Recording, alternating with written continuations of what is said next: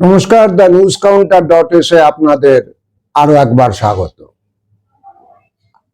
আমাদের বিধানসভা নির্বাচনের প্রস্তুতির ঢাকে কাঠি পুরোদমে পড়ে গিয়েছে। যে কোনো দিন এখন যে অবস্থা তাতে নির্বাচনের কর্মসূচি বা নির্বাচনের সূচি ঘোষিত হয়ে যেতে পারে। একটা বাজ, যেটা হাওয়া বলতে পারেন, ইতিমধ্যেই শোনা যাচ্ছে যে তৃণমূল কংগ্রেস উত্তরবঙ্গে এবারও কঠিন চ্যালেঞ্জের মুখে পড়েছে। আমার নিজের অবশ্য ধারণা শুধু উত্তরবঙ্গ নয়, নদিয়া এবং মুর্শিদাবাদেও তৃণমূল কংগ্রেসকে এবার কঠিন লড়াই এর মুখে পড়তে হবে। যেরকম রাঢ়বঙ্গের কোনো কোনো জায়গা, বিশেষ করে বাঁকুড়া, পুরুলিয়া এবং অ্যাপারেন্টলি অবিশ্বাস্য শোনাচ্ছে কিন্তু বীরভূম, এই জেলাগুলোতেও লড়াই কঠিন হবে। আমি পুরনো যে বিজেপির শক্ত ঘাঁটি পূর্ব মেদিনীপুরের কথা বলছি না। তবে একটা বিষয় একটু আলাদা, যদি আমরা মুর্শিদাবাদ বা মালদা নিয়ে আলোচনা করি, এখানে তৃণমূল কংগ্রেসের মূল প্রতিদ্বন্দ্বী বিজেপির পাশাপাশি বাম এবং কংগ্রেস শিবিরেরও একটা শক্তি বৃদ্ধি, এটা ইতিমধ্যে লক্ষ্য করা হয়েছে। মুর্শিদাবাদ নিয়ে আমি এর আগে একাধিকবার আলোচনা করেছি, কিন্তু আজকে আমাদের এপিসোডে যেটা কিছু কথা আমি বলতে চাইবো মালদার সর্বশেষ পরিস্থিতি নিয়ে। আপনারা এটা জানেন যে 2021-এর বিধানসভা নির্বাচনে বামপন্থীরা তো দূরের কথা, কংগ্রেসের চিরাচরিত গড় হিসেবে পরিচিত গনি খানের মালদা থেকেও কংগ্রেসকে শূন্য হাতে ফিরতে হয়েছিল। মালদহের যে 12টা আসন রয়েছে, সেই 12টা আসনের মধ্যে 8টি পেয়েছিল তৃণমূল কংগ্রেস এবং বাকি 4টিতে বিজেপি জয়ী হয়েছিল। কিন্তু যেটা খুব ইন্টারেস্টিং বিষয়, সেটা হচ্ছে যে এই বাইনারিটা, যে বাইনারির যে ন্যারেশন, যে ন্যারেটিভ এই মুহূর্তে বাংলার সমস্ত বিশ্লেষণে, পশ্চিমবঙ্গের রাজনীতির বিশ্লেষণে খুব শক্তিশালীভাবে প্রতিষ্ঠিত, সেই বাইনারির ন্যারেটিভ সম্পূর্ণ উড়ে গিয়েছিল 2024 সালের লোকসভা নির্বাচনে। এ তথ্য আপনাদের জানা। আমরা যদি একটু পরিসংখ্যান নিয়ে হিসেব নিকেশ করি, তাহলে আমরা দেখব যে 2021-এর যে 12টা বিধানসভা কেন্দ্র, যে দুটি লোকসভা কেন্দ্র তাদের কভার করে, অর্থাৎ মালদা উত্তর এবং মালদা দক্ষিণ, সেই দুটো লোকসভা কেন্দ্রের হিসেবেই কিন্তু তৃণমূল কংগ্রেস 2,75,000-এর বেশি আশেপাশে ভোটে এগিয়েছিল। তার মধ্যে শামসরগঞ্জ কেন্দ্রটিতে তখন ভোট হয়নি, একই সঙ্গে কাউন্টার ম্যান্ডেট হয়ে গেছিল। না হলে সম্ভবত দক্ষিণ মালদা লোকসভা কেন্দ্রে তৃণমূল কংগ্রেসের মার্জিন আরো বেশি বাড়ত। কিন্তু তার ঠিক 3 বছরের মাথায় যখন 2024-এর লোকসভা নির্বাচন হচ্ছে, সেখানে যেটা দেখা গেল, এই 12টা বিধানসভা কেন্দ্র, যা নিয়ে দুটো লোকসভা কেন্দ্র মালদার গঠিত, তার একটাতেও তৃণমূল কংগ্রেস লিড পায়নি। স্বাভাবিকভাবে দুটো লোকসভা কেন্দ্রেই তৃণমূল কংগ্রেস পরাজিত হয়েছে।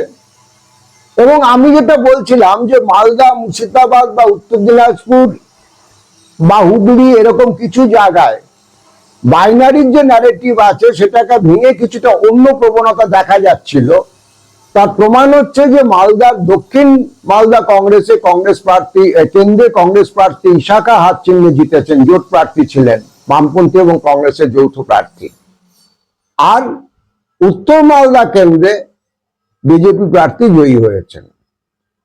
তবে তার থেকেও যেটা সিগনিফিক্যান্ট, যে তৃণমূল কংগ্রেস 2021-এ এখানে 12টার মধ্যে 8টা কেন্দ্র জিতেছিল, সংখ্যালঘু অধ্যুষিত কেন্দ্রগুলো থেকে কংগ্রেস এবং বামপন্থী এবং সংযুক্ত মোর্চার অন্যান্য শরিকদের খালি হাতে ফেরত পাঠিয়ে দিয়েছিল, সেই তৃণমূল কংগ্রেস 12টাতে শুধু পিছিয়ে পড়েছে তাই নয়, ইংরেজবাজার, রতুয়া, নেতাবাড়ি, বৈষ্ণবনগর, মানিকচক এইরকম কেন্দ্রগুলোতে তৃণমূল কংগ্রেস তৃতীয় স্থানে নেমে গেছে, থার্ড পজিশন। একটা রাজ্যের প্রতাপশালী শাসক দল যখন কোনো জেলায় 12টার মধ্যে 5টা আসনে তৃতীয় স্থানে নেমে যায়, তখন বুঝতে হবে যে এখানে সত্যি সত্যি শাসক দলের বিশ্বাসযোগ্যতা এবং জনপ্রিয়তা, রাজ্যের শাসক দলের কথা বলছি, কোথাও একটা বড় ভাটা এসেছে, তাদের ক্রেডিবিলিটি প্রশ্নের মুখে পড়েছে। না হলে পারে বিজেপির বিরুদ্ধে যে সংখ্যালঘুরা ঢেলে ভোট দিয়েছিল তৃণমূল কংগ্রেসে, তারা এত দ্রুত নাচার হয়ে গেল কেন? আর আরেকটা কথাও আমি বলবো যে এই শুধুমাত্র সংখ্যালঘুরাই যে মুখ ফিরিয়েছে এবং কংগ্রেস বাম জোটের প্রার্থীর পক্ষে ভোট দিয়েছেন, ব্যাপারটা এরকম নয়। এখানে একটু বিশ্লেষণ দাবি করবে পুরো ব্যাপারটা, যেটা এই বাইনারি রাজনীতির যে অপটিক্স তার উল্টো দিকে, বাইনারি রাজনীতির যে ন্যারেটিভ তার ঠিক উল্টো দিকে। দেখুন, 21 সালে যখন বিধানসভা নির্বাচন হয়েছে, সেখানে দেখা গেছে তৃণমূল কংগ্রেস ভোট পেয়েছে 52%, 52%। বিজেপি ভোট পেয়েছে 35%, এবং বাম, কংগ্রেস, আইএসএফ মিলিয়ে তাদের ভোট শতাংশ মোটে 10%-এর কাছাকাছি। এইটা ছিল হচ্ছে 2021 সালের বিধানসভা নির্বাচনের পরিস্থিতি।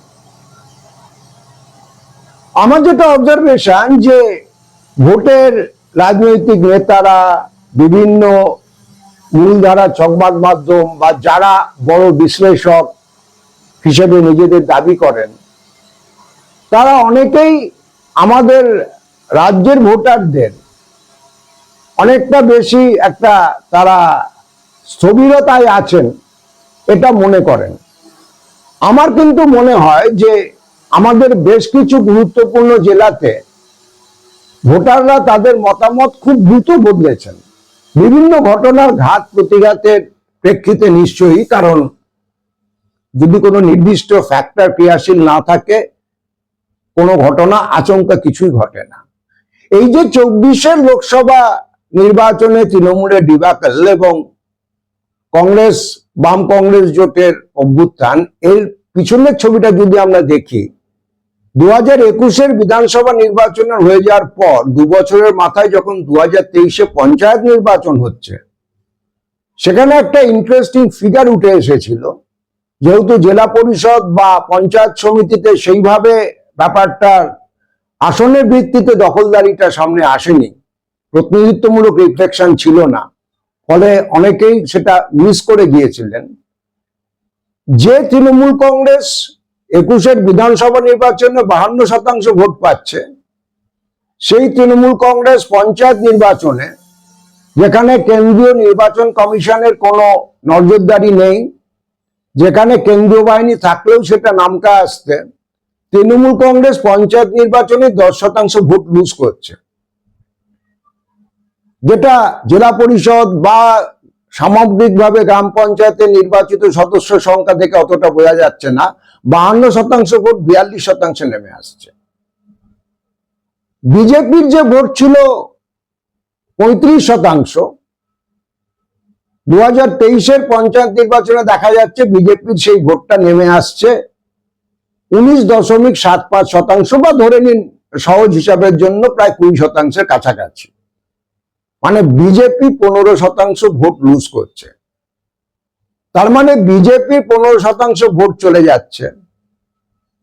তৃণমূল কংগ্রেসের 10% ভোট মালদা জেলায় বিধানসভা নির্বাচন থেকে পঞ্চায়েত নির্বাচনের মধ্যে ইরোড করছে। আর মালদাতে বাম কংগ্রেস জোট পঞ্চায়েত নির্বাচনে হয়নি, তা সত্ত্বেও আমরা দেখছি যে কংগ্রেস প্রায় 25%-এর সামান্য বেশি ভোট পাচ্ছে, বাম সমর্থকরা ভোট পাচ্ছে 10% একটু বেশি, আর আইএসএফ বা আদার্সরা অ্যারাউন্ড 2%। তার মানে যে ব্লকটা 2021 বিধানসভা নির্বাচনে একসঙ্গে প্রতিদ্বন্দ্বিতা করে 10% ভোট পাচ্ছে, তার 2 বছরের মাথায় যখন তৃণমূল স্তরে পঞ্চায়েত নির্বাচন হচ্ছে, তাদের ভোটের শেয়ার উঠে আসছে 36 থেকে 37%।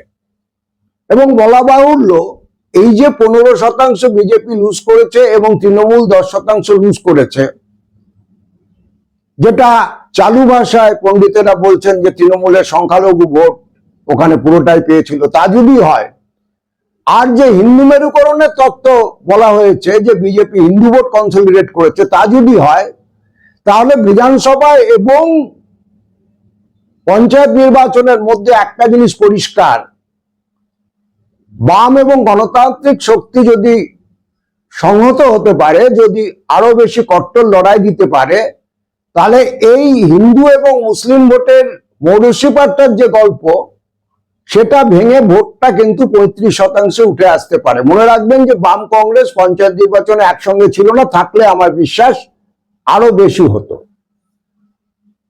এবং তার ধারাবাহিকতায় আমি যেটা বলছিলাম যে শাসক দল মালদাতে, রাজ্যের শাসক দল মালদাতে লুজ করছে, সেটা 2024 লোকসভা নির্বাচনে দেখা গেল। মালদাতে কিন্তু যে উত্তর এবং দক্ষিণ মালদা লোকসভা কেন্দ্র, যেখানে 2021 বিধানসভা নির্বাচনে লিড ছিল তৃণমূলের 3.25 লক্ষ করে দুটো কেন্দ্রে, তারা কিন্তু বিলকুল হেরে গেল।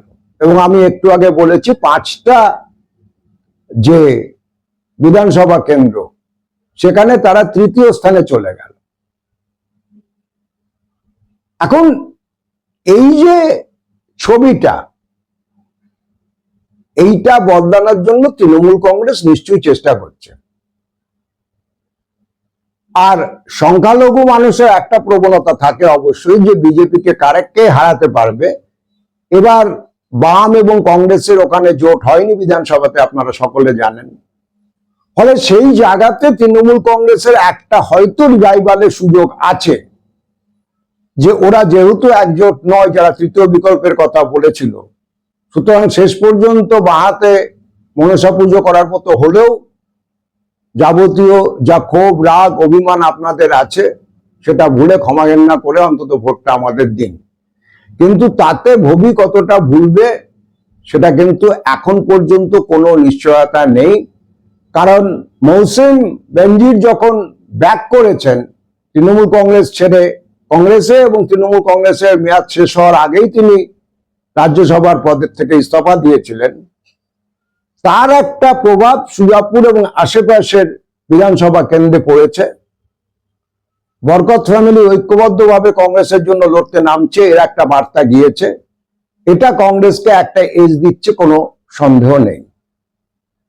কিন্তু আমি যেটা বলছি, 2023 কঠোর পঞ্চায়েত নির্বাচনে একলা লড়েও বামপন্থীরা 10% ভোট মালদাতে তারা কিন্তু ধরে রেখেছিল। সেই ভোটটা কংগ্রেসের দিকে যাবে না, এটা অবভিয়াস। মুর্শিদাবাদে যেমন বাম এবং কংগ্রেসের মধ্যে একটা অঘোষিত বোঝাপড়া হওয়ার সম্ভাবনা আছে, যদিও বামপন্থীরা এখনো নিজেদের সিট অ্যাডজাস্টমেন্টটি চূড়ান্ত করে উঠতে পারেননি, অনেকগুলো ছোটখাটো জটিলতা সেখানে থেকে গেছে। মালদাতে সেরকম কোনো প্রত্যাশাও নেই। এতৎসত্ত্বেও আমি বলবো যে বাইনারির উল্টো দিকে দাঁড়িয়ে মালদা, মুর্শিদাবাদ এগুলো কিন্তু একটা অন্যরকম উদাহরণ। আর যেহেতু মূলত বাইনারি ভেঙে তৃতীয় শক্তির সম্ভাবনার কথাও আমি আমাদের এই বুলেটিনে বলছি, আমি একটা অন্য জিনিস রেফার করব। আমার যারা নিয়মিত বুলেটিন শোনেন বা আমার ব্যক্তিগত স্তরে যে সমস্ত রাজনৈতিক বন্ধু বান্ধবরা রয়েছেন, তারা বলছেন যে হ্যাঁ, সংখ্যালঘুরা হয়তো কিছু কিছু কারণে ওয়াকফ থেকে শুরু করে এসআইআর এর ইস্যুতে তৃণমূল কংগ্রেসের ক্ষেত্রে মুখ ঘুরিয়েছেন, কিন্তু দক্ষিণবঙ্গে একমাত্র বিকল্প হিসেবে তারা বিজেপিকেই হয়তো বেছে নেবে। আমি আবারও বলছি যে এই প্রেডিকশন গুলো মিলতেও পারে, আবার নাও মিলতে পারে। যেমন ধরুন, আমি একটা অন্য বিধানসভা কেন্দ্রের কথা বলবো যেখানে সে অর্থে সংখ্যালঘু ডমিনেটেড নয়, সেটা হচ্ছে শান্তিপুর। শান্তিপুরে 2021 সালের যে বিধানসভা নির্বাচন হয়েছিল, সেখানে বিজেপি প্রার্থী জগন্নাথ সরকার জিতেছিলেন, তিনি ভোট পেয়েছিলেন 1,09,000। কিন্তু জগন্নাথ যেহেতু সাংসদও ছিলেন একই সঙ্গে এবং তিনি সাংসদ পদ ইস্তফা দিয়ে রাজি হননি, ফলে তিনি জেতা বিধানসভা পত্রতে ইস্তফা দিলেন এবং সেখানে উপনির্বাচন হলো। উপনির্বাচনে দেখা গেল যে 6 মাস আগে 2021-এর বিধানসভা নির্বাচনে যেখানে সংযুক্ত প্রার্থী ভোট পেয়েছিলেন 10,000-এরও কম, তিনি ভোট পেয়েছেন প্রায় 40,000-এর কাছাকাছি। তৃণমূল প্রার্থী জিতেছেন, বিজেপি প্রার্থীর ভোট 1,09,000 থেকে ওই সেগমেন্টে নেমে চলে এসেছে 40,000। সুতরাং এই ওঠাপড়াগুলো খুব দ্রুত কোনো কোনো ক্ষেত্রে ঘটে, যে কারণে মুর্শিদাবাদের সাগরদিঘিতে যখন তৃতীয় স্থানে থাকা কংগ্রেস প্রার্থী 2021-এর নির্বাচনে উপনির্বাচনে আচমকা 80,000 ভোট কভার করে 50,000 ভোটে জয়ী হয়ে যান, যদিও বাইডেন পরবর্তীকালে তৃণমূল কংগ্রেসে আবার ব্যাক করেছেন, কিন্তু তাতে মানুষের ম্যান্ডেট কিন্তু বদলায় না। সুতরাং বিজেপি নিশ্চয়ই চেষ্টা করছে মেরুকরণের উপর দাঁড়িয়ে ভোট করতে, তৃণমূল নিশ্চয়ই চেষ্টা করবে এবং করছে যে সংখ্যালঘু ভোট ব্যাংক ধরে রাখতে, কিন্তু মালদার ক্ষেত্রে তৃণমূল কংগ্রেসের লড়াই আরো অনেক জেলার মতো ক্রমশ কঠিন হচ্ছে, এটা আমার ব্যক্তিগত অভিমত। আপনারা আপনাদের মতামত, আপনাদের বিশ্লেষণ আমাদের কমেন্ট বক্সে অবশ্যই জানাতে পারেন। আমাদের কমেন্ট বক্স খোলা থাকে, আপনাদের প্রতিটি মন্তব্য আমাদের উৎসাহিত করে, সমৃদ্ধ করে। যদি আপনারা চান আমাদের এই নিউজ চ্যানেল যারা এখনো সাবস্ক্রাইব করেননি, অনুগ্রহ করে সাবস্ক্রাইব করবেন। দেখা হবে পরবর্তী এপিসোডে। সকলে খুব ভালো থাকবেন।